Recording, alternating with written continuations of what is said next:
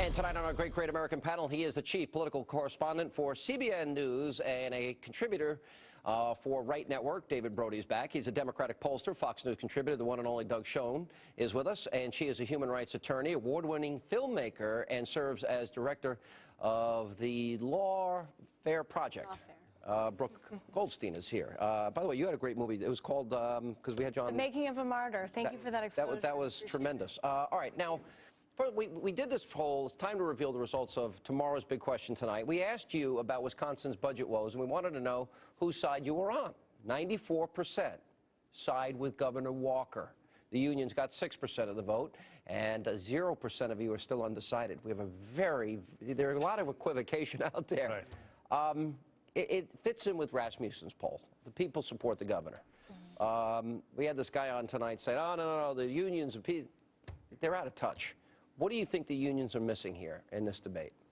You know, I'm not quite sure. I see this as a power grab. I think collective bargaining power is less about protecting the employees, more about stealing taxpayer money, and it results in a very unfair bargaining position. You literally have government on both sides of the table. I really don't understand what they're not getting. You know what I think it is? I think the people realize that they pay for their pensions, they contribute to their health care, and they're also paying for in full the health care of government workers that, on average, make more money than them. Yeah, Sean, I don't think there's any doubt that the state's fiscal problems unite everyone.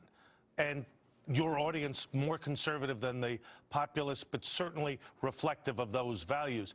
What the unions have done wrong is not make this clear that they're prepared to do the kind of givebacks that have to be done to keep the state whole as a means of protecting the right to organize. And I'll tell you one, Obama interjecting himself here, and these politicians running to the Best Western in Illinois, I think has alienated the public.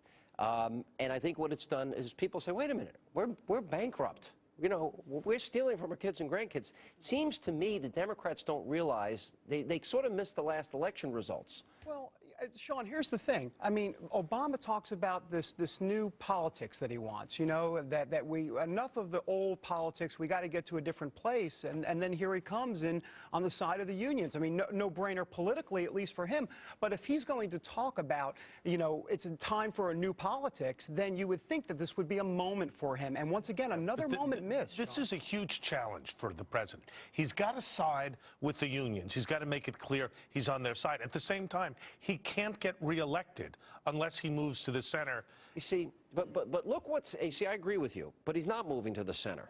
It's a feint. It's not even, look, when he proposed the budget without any entitlement cuts, I thought that exposed everything. It was the missed opportunity. He could have showed himself to be fiscally conservative, got the message at 2010, and moved on.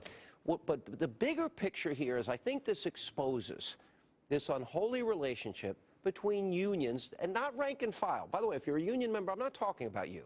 The union leadership, you know, not the firemen, the teachers and the policemen, but the unions that take tens and hundreds of millions of dollars a year from hardworking rank and file members. They give it to the Democrats.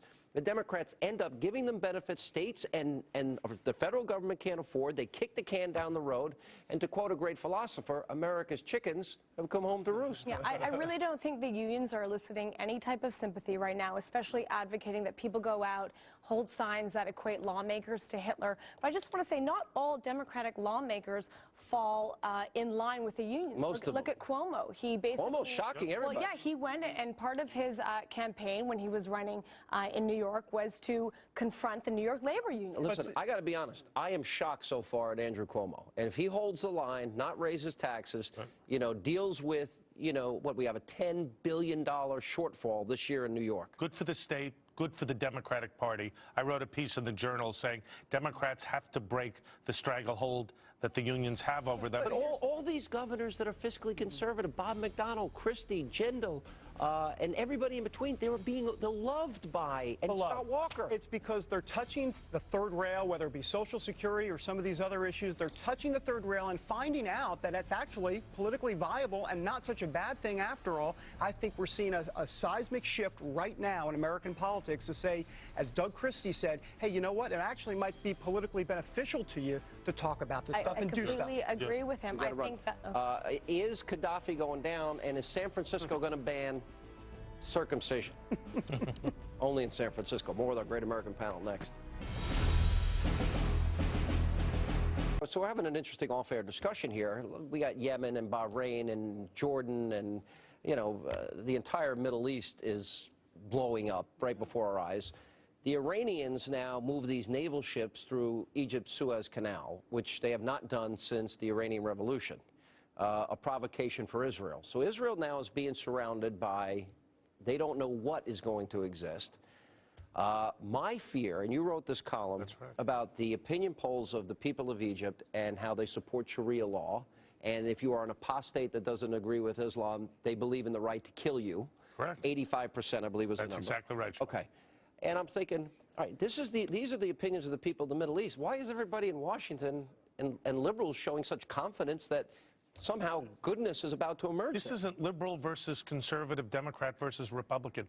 It's good versus evil, as you said, right versus wrong, and standing up for our core values, which are democracy, freedom, and liberty. And yes, the state of Israel is the only stable democracy in the region. If we don't recognize that, we put ourselves at risk, Israel certainly at risk, because the Iranians and the Syrians are going to do everything they can to destabilize the region. Well, Doug, the United States has to have Israel's back, clearly. And here's the issue. Wait a minute. This very week, we are challenging our closest ally in the Middle East in the United Nations, and we're lecturing them on their settlements. I said they have to have it. I'm not saying that they do necessarily, because the issue is, I mean, this is like the school bully, you know, in elementary school, and there's with nuclear President weapons. Obama, the principal, going, you know, I'm looking at that bully from the corner office going, you know, He's so we have to watch that. He's so in over his head. You know what? I think analyzing the issue of Iran in an Israel-centric paradigm is doing us a disservice, okay? Yes. What do you mean an Israel-centric paradigm? Because Iran is a threat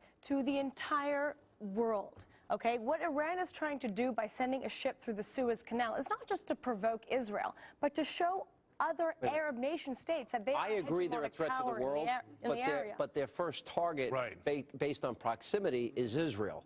They want an Islamic caliphate. And they want to control the entire area of the Middle East, and this is part of a long-term plan. They put Hezbollah in Lebanon, they're funding Hamas in Gaza. There were reports, unsubstantiated, that they're sending mujahideen to Egypt even before the revolt. And the Muslim Brotherhood. Exactly, so this Suez Canal is just a symptom of a much larger strategy. Here's, you know, it's interesting. If you look throughout history, we miss signs of pure evil emerging. And I'll use Winston Churchill versus Chamberlain. And Great Churchill was laughed at by some because he warned about the dangers of the emergence of Adolf Hitler and Nazism. I really fear, in a worst-case scenario, that these democracy movements don't evolve, as some are telling us. Remember, some members of the Carter administration told us Gandhi was going to take over when the Ayatollah came out of hiding in France.